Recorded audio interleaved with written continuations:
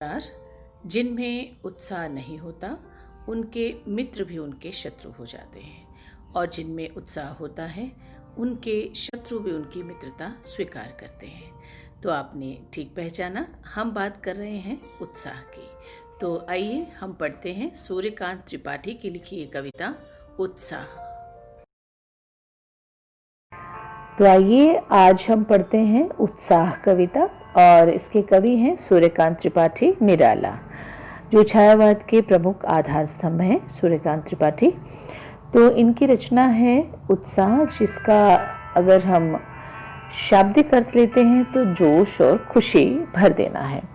अब यहाँ पर उत्साह कविता में बादलों को जो है वो कवि ने माध्यम बनाया है, और बादल शब्द का जो प्रयोग किया है वो दो अर्थों में है।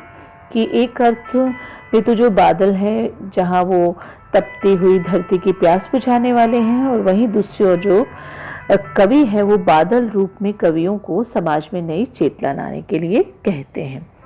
तो अब बादल गरजो घेर घेर घोर गगन धाराधर ओ, ललित ललित काले घुंघराले पाल कल्पना कैसे पाले, विद्युत छवि उर्मे कवि नवजीवन वाले, वज्र छिपा नूतन कविता फिर भर दो बादल गरजो। अब देखिए यहाँ पर जो बादल की गरजने की बात की गई है, तो वो क्यों की गई है? बादल जो है वो सीधे ही कवि जो है उसे गरजा रहा है, क्योंकि इसका एक कारण है। क्योंकि कवि जो है बादलों से रिमझिम बरसने, फुहार बरसाने इसके लिए नहीं कहता है, इसके स्थान पर गरजने के लिए कह रहा है।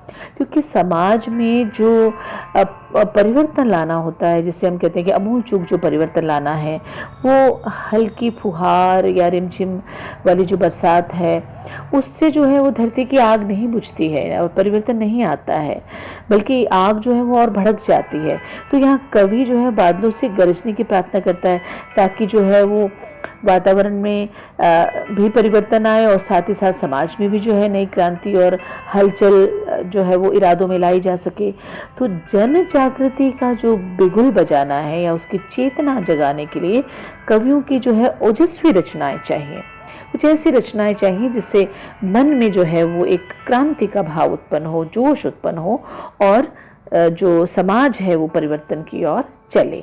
तो यहाँ पर हम कविता के सबसे पहले हम अर्थ देख लेते हैं कि घोर जो है वो भयंकर है, गगन आसमान है, धाराधर यानी धारा को धारण करने वाले बादल, और ललित सुंदर है, विद्युत का अर्थ है बिजली, नवजीवन यानी नया जीवन है, वज्र कठोर है, और नूतन नई है।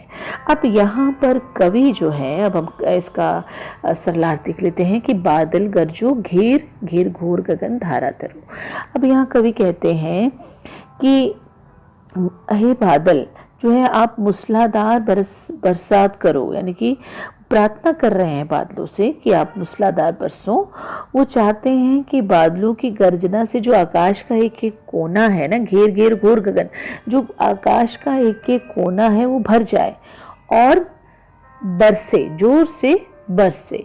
ठीक है, तो यहाँ पर अब अगली लाइन में हम देख लेते हैं कि बाल कल्पना कैसे पाले, ललित ललित काले घुंघराले।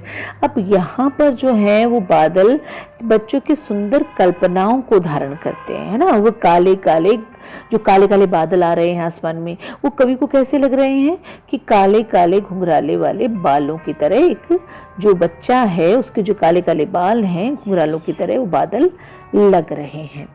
अब विद्युत छवि उर्मे कवि नवजीवन वाले। अब जो बादलों के बीच में जो छिपी हुई बिजली की चमक है वो जो उन्हें और भी विशेष बना देती है ना। और कवि जो है वो ये आस रखता है कि यह जो है लोगों में भी जो है ये बिजली जो है वो चमक दिखाई देनी चाहिए। कवि महसूस करता है कि समाज में भी कुछ ऐसे ही इरादे हों ताकि धरती को जो है वो नया जीवन दिया जा सके, है ना। वज्र छिपा नूतन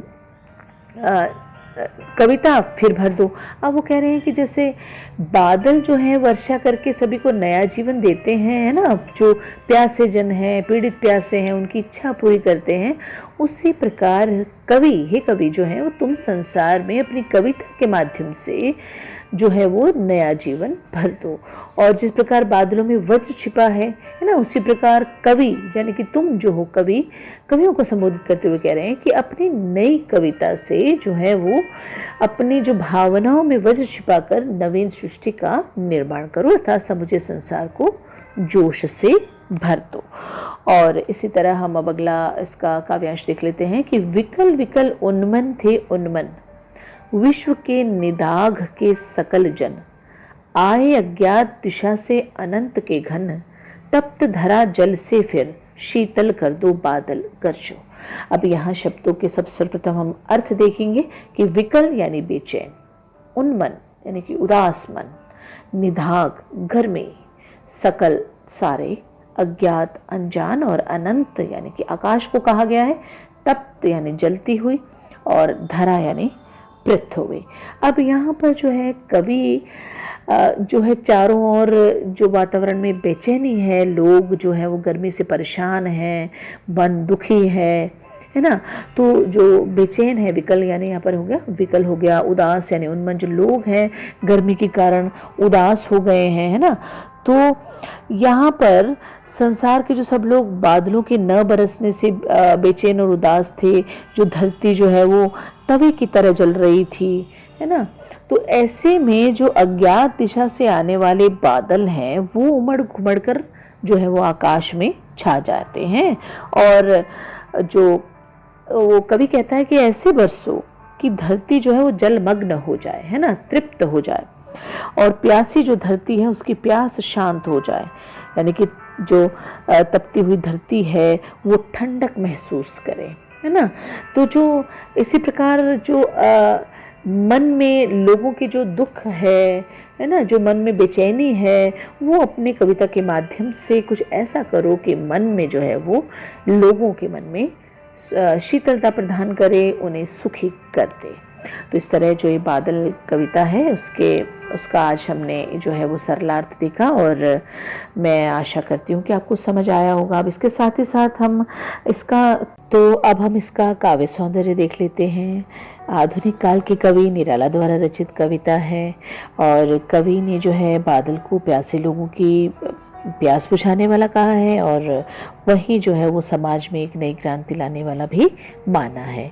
अब कविता जो है वो एक आह्वान गीत है। अब देखिए लघु होते हुए भी बहुत प्रभावशाली है, और संवाद शैली में एकालाप का प्रयोग किया गया है।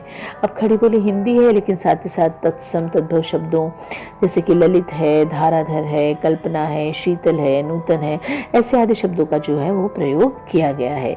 कविता जो है वो छंदमुक्त है, भाषा में गीतात्मकता का गुण है, नाद सौंदर्य जो है कविता में विशेष रस जो है उसको भर देता है, चित्रात्मक शैली का सुंदर अंकन किया गया है, कविता में ओज गुण है ना, विभिन्न अलंकार जो है वो अपना विशेष प्रभाव छोड़ते हैं, जैसे मानवीकरण अलंकार है, उपमा अलंकार है, अनुप्रास अलंकार है ना, और जैसे ललित है, इसमें जो है वो पुनरुक्ति अलंकार है। तो विभिन्न अलंकारों द्वारा जो है वो कविता सुंदर बनती है। तो इस तरह जो है वो निराला की जो है काव्य की जो शिल्प विशेषताएं हैं और कविता की जो काव्य सौंदर्य है वो हम यहाँ पर समझते हैं, और मैं आशा करती हूँ कि आपको अवश्य समझ आ गया होगा। धन्यवाद।